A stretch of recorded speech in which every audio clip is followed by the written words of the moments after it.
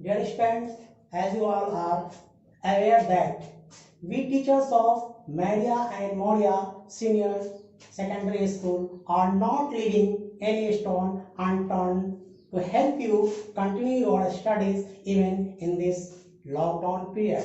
Hence, in our effort to do this, we will sending you video of subject, taking this as a challenge of I Rizwan Alam, begin with electricity topic of physics of standard 10. तो ठीक है, अब हम लोग electricity topic शुरू कर रहे हैं।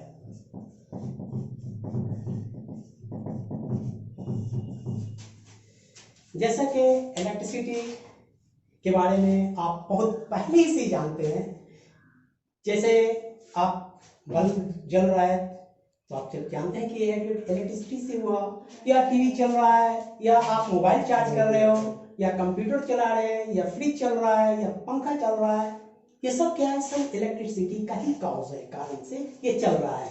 अच्छा, यहाँ तक कि आप जब बादल की तरफ देखते हो, बादल में भी स्पार्क होता है, तो वो भी क्या है, एक कारण है इलेक्ट्रिसिटी का।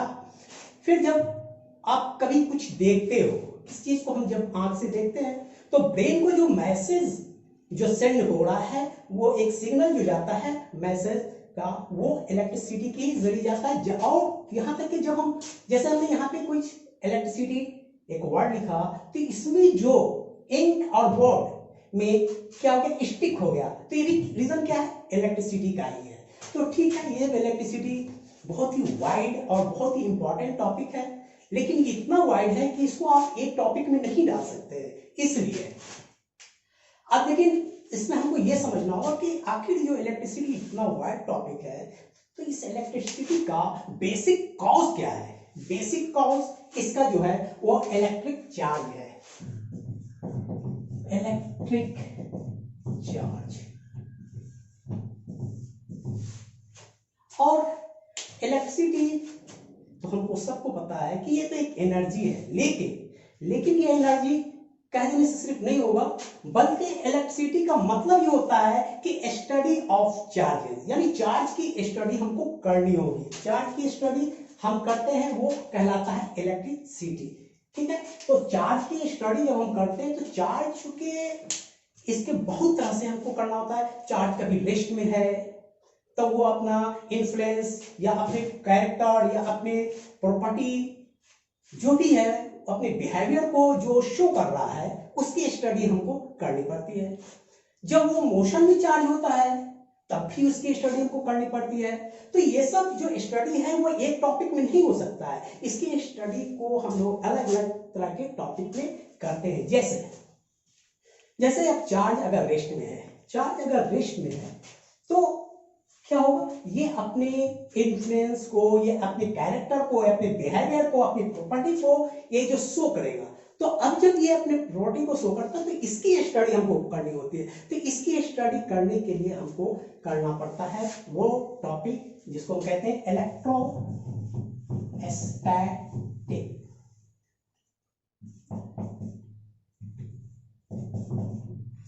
इलेक्ट्रोस्टैटिक इलेक्ट्रिसिटी, या इसको हम लोग स्टैटिक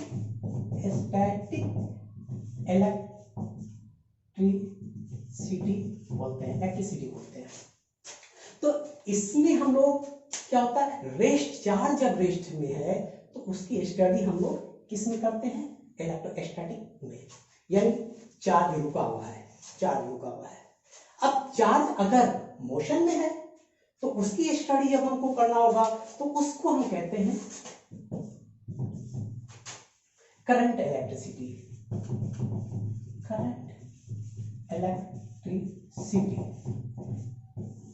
मतलब चार्ज जब मूविंग स्टेट में है, जब चार्ज मूव कर रहा है, तब ये मूविंग चार्ज को ही एक्चुअली हम लोग करंट बोलते हैं, मूविंग चार्ज।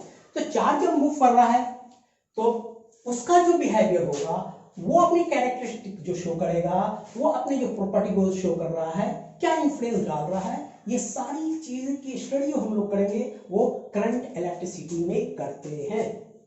ठीक है, लेकिन अब जरा ये भी समझते हैं कि भाई करंट अगर चल रहा है तो वो स्टेट कंडक्टर में भी चलता होगा, ये सर्कुलर में भी चलेगा। तो जब करंट सर्कुलर में, अगर सर्कुलर कोई कॉइल है उसमें अगर वो मूव कर रहा है यानी मोशन में है, तब उसकी स्टडी जो हम करेंगे वो मैग्नेटिक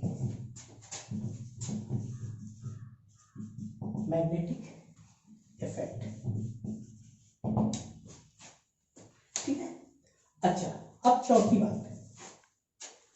बात यह है कि अगर मान लीजिए कोई कॉइल में चार्ज मूव कर रहा है, कोई कॉइल में चार्ज मूव कर रहा है, जैसे ये कॉइल है, ठीक है, इसमें अगर चार्ज मूव कर रहा है और अगर चार्ज ये मूव कर रहा है और इसके सामने दूसरा कॉइल अगर हम रखते हैं,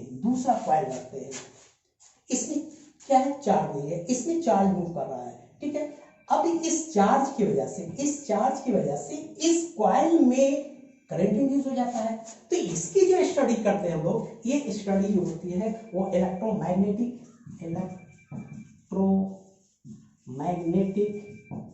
इफेक्ट में हम लोग इसको स्टडी करते हैं। तो ये तो हुआ कि ये जो चार्जेस हैं उनकी स्टडी हम लोग डिफरेंट वेज में कर रहे हैं, डिफरेंट टॉपिक में कर रहे हैं। तो ये बहुत ही वाइड टॉपिक है भाई। तो अब हमको जो मेन चीज है वो ये कि अब चार्ज के बारे में जो इतनी बातें हुई, तो चार्ज है क्या, ये चार्ज है क्या, electric charge.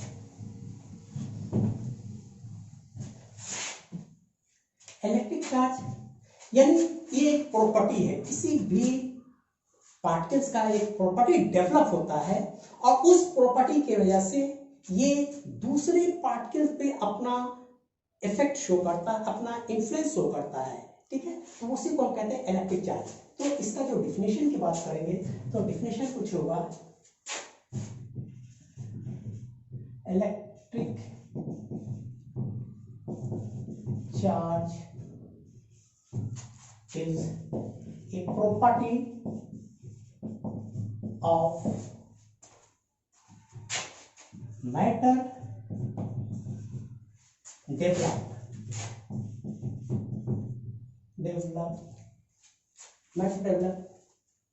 due to it can force on other particles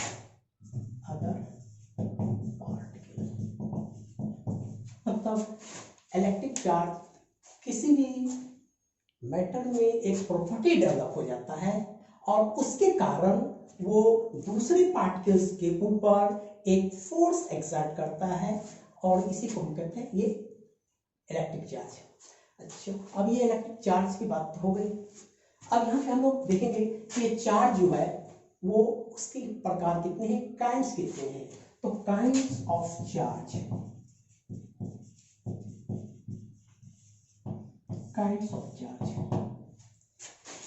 चूंकि चार्ज का सिर्फ दो काइंड्स होता है, तो there are two kinds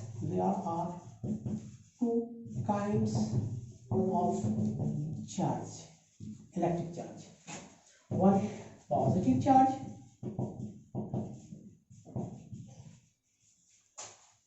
second negative charge. Positive charge को हम लोग कैटाइन के नाम से भी जानते हैं, कैटाइन, और नेगेटिव को एनाइन के नाम से भी जानते हैं, एनाइन। अब ये चार्ज दो तरह के, पॉजिटिव और नेगेटिव। अब इस चार्ज की अपनी कुछ प्रॉपर्टी होती है। तो चार्ज अपनी क्या क्या प्रॉपर्टी दिखाता है, इस property of charge, properties of charge.